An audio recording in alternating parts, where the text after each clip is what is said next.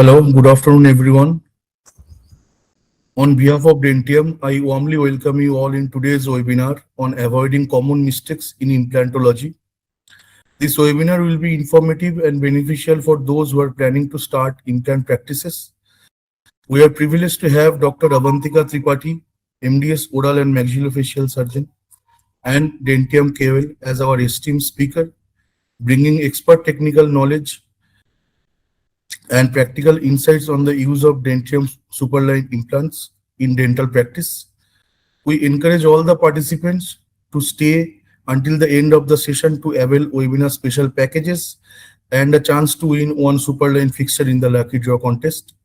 Thank you all for joining us. Now over to Dr. Avantika Tripathi. So thank you once again for joining the webinar. So today we are going to discuss a very practical and clinical relevant topic, that is avoiding common mistakes in implantology. So whoever is practicing implants, and they must have seen small mistakes that usually happen during implant placement. And these days implant practice has become highly predictable, but despite of following all the protocols nicely, still some amount of errors happen in our day-to-day practice. That doesn't mean that our system is wrong. That can be because of small surgical error, prosthetic error, or during planning or at the prosthetic phase, some amount of error has happened, because of which we were not able to place our implant in a very ideal manner. So today we are going to discuss those small complications. First is poor diagnosis and treatment planning. Second is the improper osteotomy preparation. Third, it can be in the incorrect implant positioning, prosthetic error, or because of the poor maintenance of the implant after placement. So the very first is poor diagnosis and treatment planning, which is mainly ignoring the bone quality assessment. So assessing the bone height, bone width, bone quality. So there are 4 types of bone quality: D1, D2, D3, D4. We all know D1, D2 is hard, D3, D4 is soft. So if we are going to place an implant in the soft bone, we have to do the drilling in a different way, in a more delicate manner. And if we are going to do the drilling procedure in D1 and D2 bone, then our drilling speed will be changed, our drilling protocols will be slightly changed than the D3, D4. Poor CBCT interpretation. If we do not know how to visualize, how to read a CBCT properly, how to measure those values, then we will not be able to plan. We will not be able to measure the amount of bone which is there. We will not be able to assess the anatomical structures which are there. If there is any nerve, any sinus approximation, we will not be able to assess that properly. So that will reflect in our surgical planning. Inadequate prosthetic planning. If we have not planned the prosthesis before starting the surgical phase, then at the time of prosthesis we might have faced some sort of challenges. Like if I didn't assess the interarch space, it was very less, and I placed an implant seeing the bone itself, and then after 3 months I got to know that there is hardly any interocclusal space, interarch space. So where will I put the crown now? So before putting the implant inside the bone, we should be able to measure the interarch space, whether there is space for the crown or not. If not, I need to create some space for the placement of crown. So these things should be planned before planning for the surgical phase. Wrong implant selection. If I have placed a very thin diameter implant in the molar area, which will lead to more forces on the molar area, large amount of forces will be exerted on that thinner diameter implant, which will lead to failure of that thin diameter fixture in the molar area. So minimum 4.5 diameter implant should be placed in the molar area of superline. So we should never place an implant before visualizing the final prosthesis. First, we should plan that this type of prosthesis will be good for the patient. If it is in the anterior region, patient is asking more for aesthetics. So this type of prosthesis will be better for my patient according to the aesthetics, according to the position of the implant.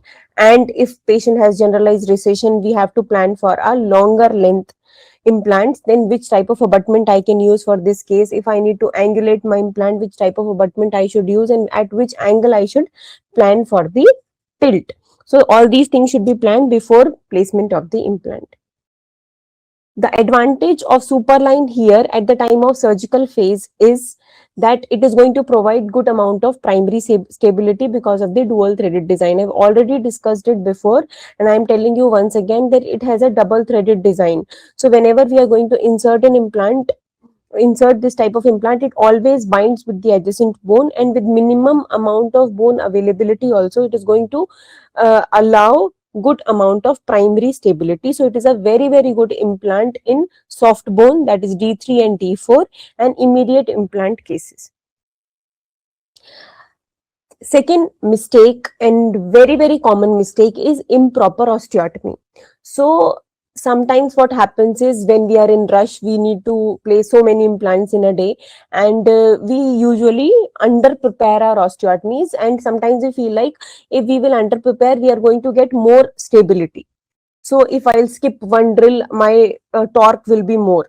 So these type of things we usually think of, and we usually skip one final drill, and we under prepare the osteotomy and place our implant, which will lead to exertion of a lot of heat around the fixture, around the bone, around the fixture, which will lead to excessive amount of bone loss at a later stage. So this should not be done.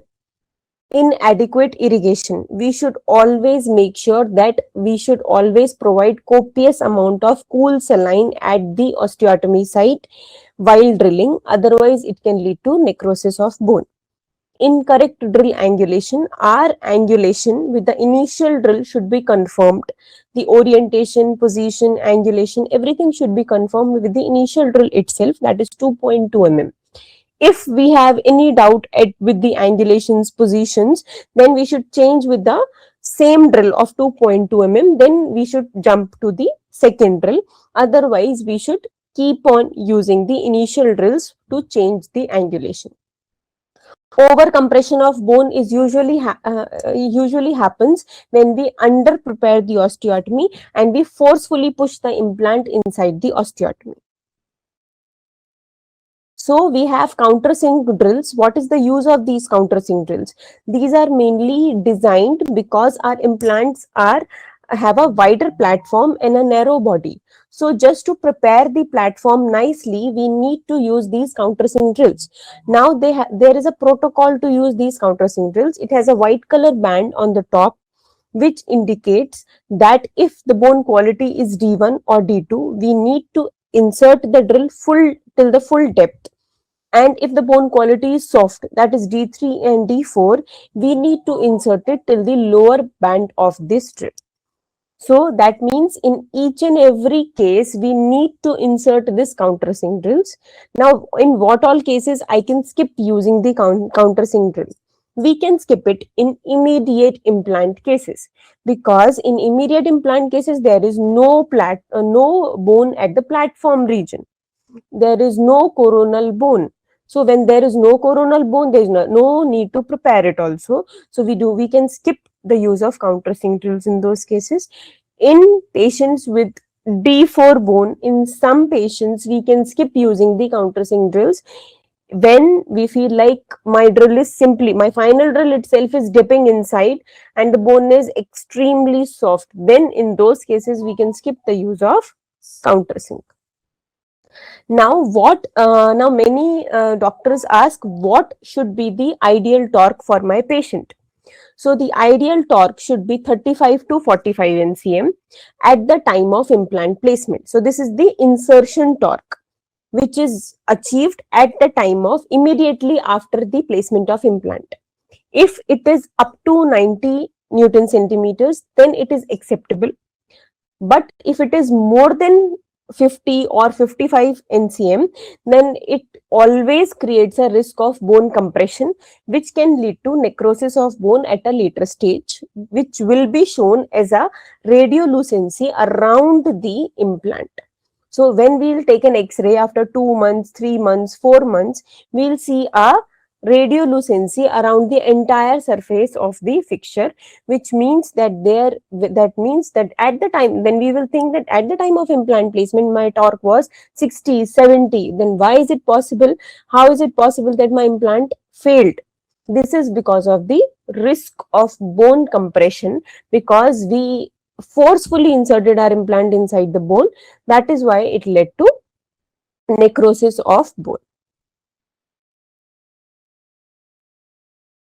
So higher torque does not always mean better success.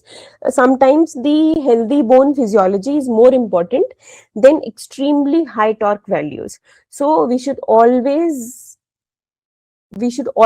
trust the healthy bone physiology. We should always respect the healthy bone, and then we should place an implant in there by proper preparation, by properly preparing the osteotomy.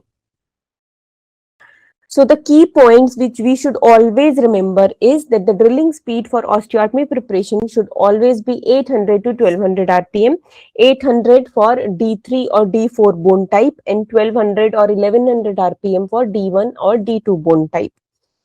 Torque for implant placement, as I mentioned, the torque can be up to 50 NCM, but it should not be beyond 50. A 35 NCM of torque is good enough for an implant placement. Now, the speed for implant placement should never exceed 50 RPM. If we are going to insert our implant at the drilling speed, what will happen? It is going to destroy the entire osteotomy, and we will not be able to achieve good primary stability in that case. So what are the clinical tips that we should always remember at the time of osteotomy preparation? We should modify the drilling according to the bone density. So as I mentioned, if the bone is very, very soft, then in some cases, in D4 bone or in immediate implant cases, we can skip the use of countersink drills. Avoid excessive under preparation in the dense bone. What does it mean? It means that if there is very, very good quality bone like D1, D2 type of bone, we should always follow the sequential drilling. We should never skip even a single drill in those cases. Use copious saline irrigation. We should always use cold saline for irrigation. Monitor the insertion torque carefully. It should not be too high.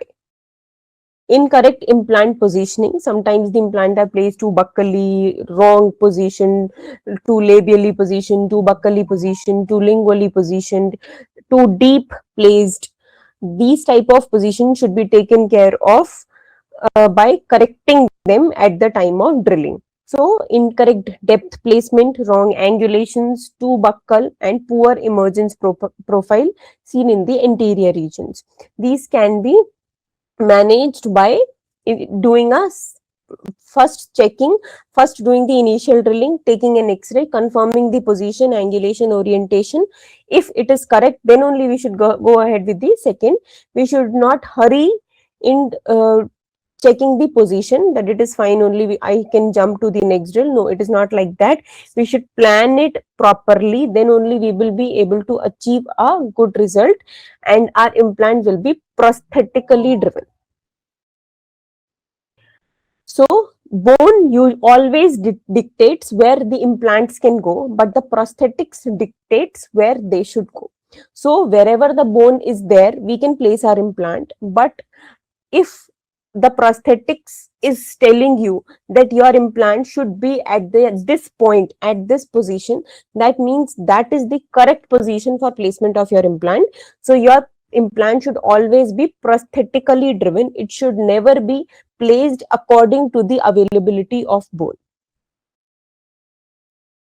So we should always try that our implants are vertically positioned. They should be parallel with each other, and they should always be placed in a sequential manner. Buccolingual positioning of implants.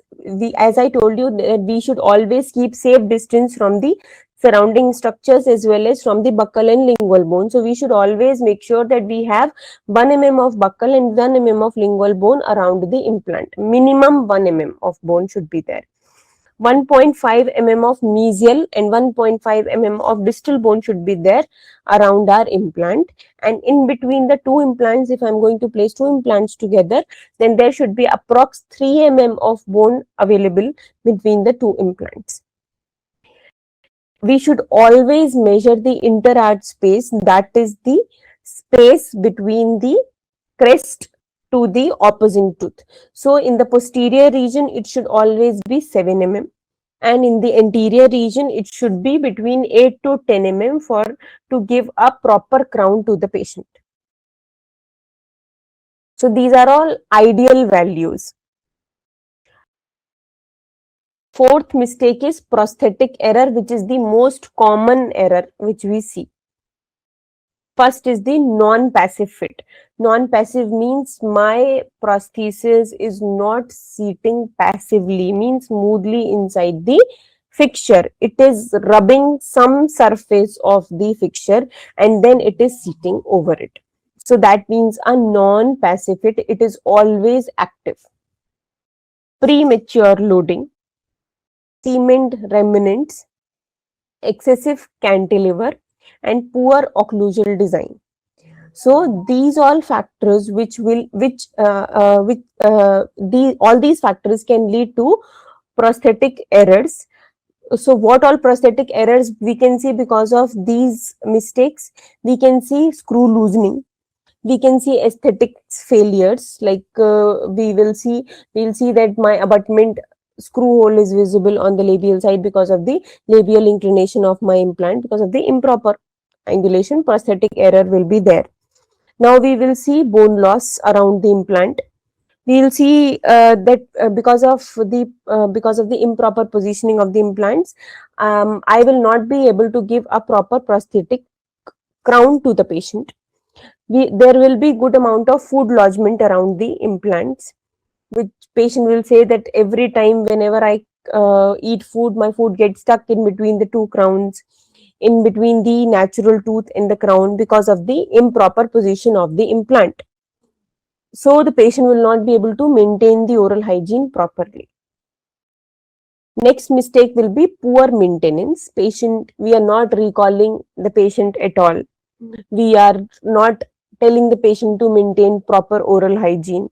We are ignoring a patient. After implant placement, patient came to me after 4 months and patient is having marginal inflammation around the implant, and I simply ignored it. I thought that it is normal, patient must not have cleaned it properly. So what if it is an early sign of periimplantitis? So I should not miss even slight inflammation around that implant. It can lead to more damage in future. Delayed intervention. If we will not see the early signs, patient will come to us with a big defect, with big problems. So that time when we are going to intervene in those problems, it will take a lot of time and sometimes it is irreplaceable. So the maintenance protocol should be, we should always recall the patient after every 6 months. We should clean the prosthesis ourselves if we feel like patient is not able to maintain proper oral hygiene. The prosthesis that we have given, especially the full arch prosthesis, if we feel like the prosthesis are not very much clean, we should remove it, unscrew all the entire prosthesis, clean it nicely and place it again.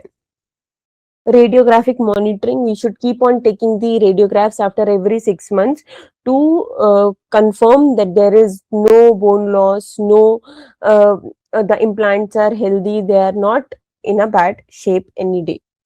Occlusal evaluation, the occlusal table should be smooth enough, the occlusion should be balanced, patient should not have any problem in chewing food.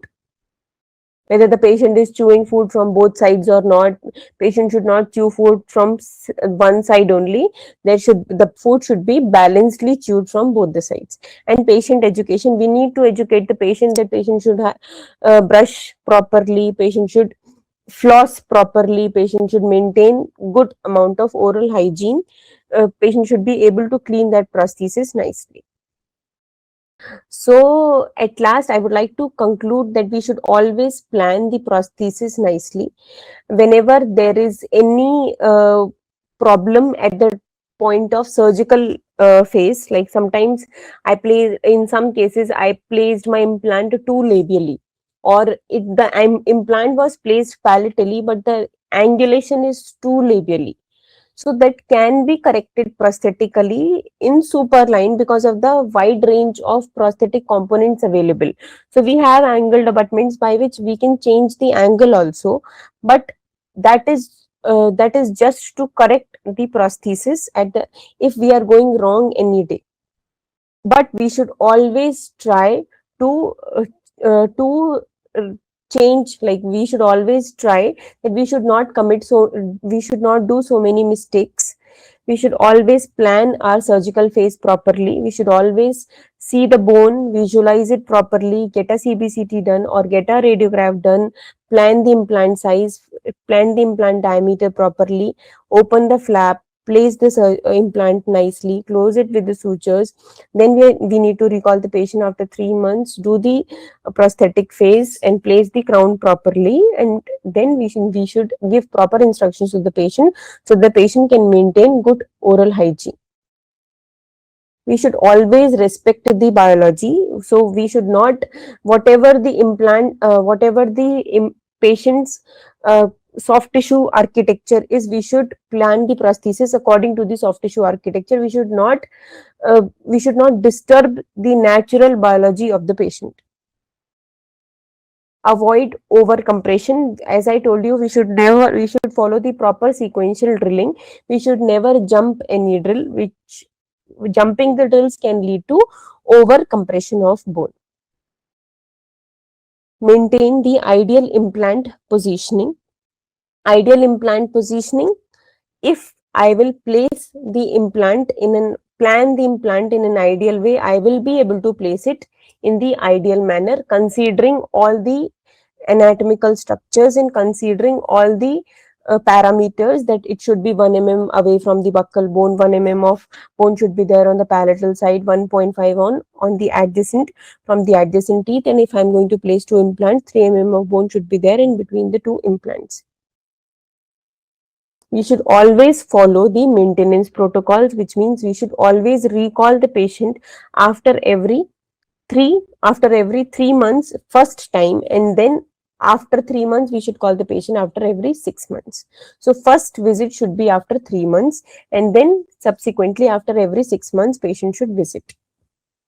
So that's all about the common mistakes that we usually see in implantology.